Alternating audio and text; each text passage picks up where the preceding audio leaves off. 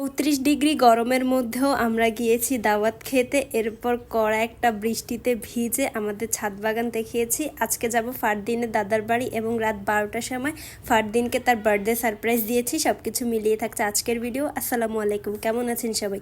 আশা করছি সবাই ভালো আছেন। আমরাও আলহামদুলিল্লাহ অনেক বেশি ভালো আছি। সকাল সকাল চলে এসেছে আমাদের ছাদে। আজকে দেখাবো আমাদের ছাদে কি কি গাছ আছে।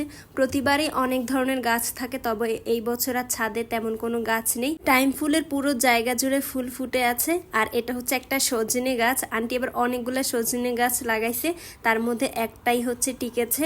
আর এদিকে হচ্ছে শশা গাছ, ঢেঁড়স গাছ, সামথিং অনেক টুকটাক গাছ আছে। এবং হচ্ছে আমার ছোট বোন কয়েকটা ফুল গাছ লাগাইছে, সেগুলাও হচ্ছে ছাদের মধ্যে আছে। ফুল গাছগুলো এখন কিন্তু বেশ তরতাজা হয়েছে।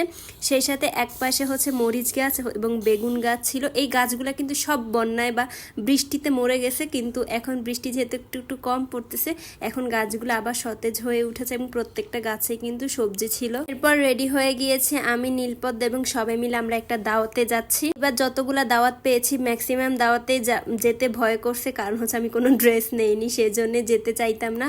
মোটামুটি একরকম জোর জবস্তি করে হচ্ছে আমরা এই দাওয়াতে যাচ্ছি। আর এটা হচ্ছে একটা মানে বিয়ে শাদী কোনো কিছু দাওয়াত না, এটা হচ্ছে এক ধরনের হচ্ছে মরার পর যে মিলাদ পড়ে না মানুষ, ওইরকম। আমার একটা খালা মারা গেছে, তো ওনার মিলাদের অনুষ্ঠানে আমাদেরকে দাওয়াত দিছিল, তো সেখানে যাচ্ছিলাম। আমাদের এদিকে এখন নিয়ম করছে কি, যেহেতু মিলাদে অনেক মানুষ ইনভাইট করা হয়, প্রায় 500, 600, 700 মানুষ, তাই মহিলাদেরকে আগে থেকে খাবার দিয়ে দেয়, মানে দুপুর 12টা থেকেই খাওয়া দিয়ে দেয়।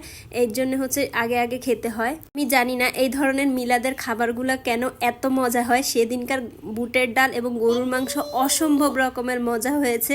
মানে এত গরমের মধ্যেও খেয়েছি, তাও তৃপ্তি সহকারেই হচ্ছে খেয়েছি, কোনো খাবারই হচ্ছে লস যায়নি। এরপর খাওয়া দাওয়া শেষ করার পর এত গরম লাগতেছিল, ভয়ঙ্কর রকমের গরম।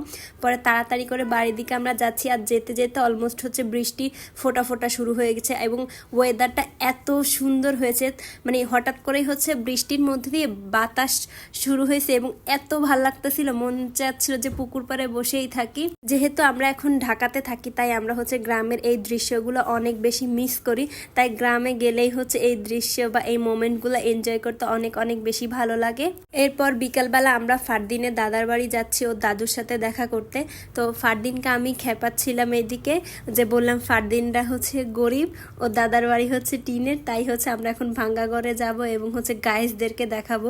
তাই ও আমার উপরে অলরেডি হামলা শুরু করে দিছে যে আমি কেন ভিডিও করতেছি, ব্লগ করতেছি, এটা যাতে আমি ব্লগ না করি। তাই ও হচ্ছে আমাকে অলরেডি অ্যাটাক করে দিয়েছে। তা আমি বলছি তুমি যতবার অ্যাটাক করবা ততবারই হচ্ছে আমি তোমার দাদার বাড়ি ভিডিও করব। এরপর আপুরা একটু নামলো, নেমে ফল টল নিয়েছে এবং আমরা অলমোস্ট চলে আসছি। আস্তে আস্তে অলরেডি সন্ধ্যা হয়ে আসতেছিল। আমরা একটু লেট করে হচ্ছে রওনা দিয়েছিলাম, ওই যে একটু বৃষ্টি বৃষ্টি ভাব ছিল, যে সেজন্য একটু লেট করে রওনা দিয়েছি। আর আগামীকালকে সকালে হচ্ছে আমরা ঢাকাতে চলে আসব, সেজন্য আমরা বিকালবেলায় গিয়েছিলাম খালাম্মার সাথে দেখা করতে এবং খালাম্মা হচ্ছে আমাদেরকে নাস্তা দিয়েছে। ওদের বাড়িতে যাওয়ার পর দেখি কারেন্ট নেই বলতে বলতে আবার হঠাৎ করে হচ্ছে কারেন্ট চলে এসেছে এবং সবাই তো অনেক বেশি সারপ্রাইজ হয়ে গিয়েছে। দিন রাত 12টার পরে ফারদিনের বার্থডে ছিল। বাড়িতে যাওয়ার পর আমরা সবাই ফ্লোরে ভাত খেতাম। ইগনোর করবেন এই প্লেসটা, কারণ আমরা যেহেতু মানুষ বেশি, বাচ্চা কাচ্চা, তাই আমরা হচ্ছে ফ্লোরে খেতাম। তো রাত 12টায় যেহেতু ফারদিনের বার্থডে স্টার্ট হয়ে গিয়েছে, তো ভাবি হচ্ছে ফারদিনকে সারপ্রাইজ দিয়েছে ভাইয়ার হাতে, ওর জন্য কেক নিয়ে এসেছে। আর ও কোনোভাবেই টের পায়নি যে ওর জন্য আমরা কেক নিয়ে এসেছি। এবং ফারদিন অনেক ইমোশনাল হয়ে গিয়েছিল আমার মতো। আমি যেরকম কেক পেয়ে ইমোশনাল হয়ে গিয়েছি, সেরকম হচ্ছে ফারদিনও ইমোশনাল হয়ে গিয়েছে।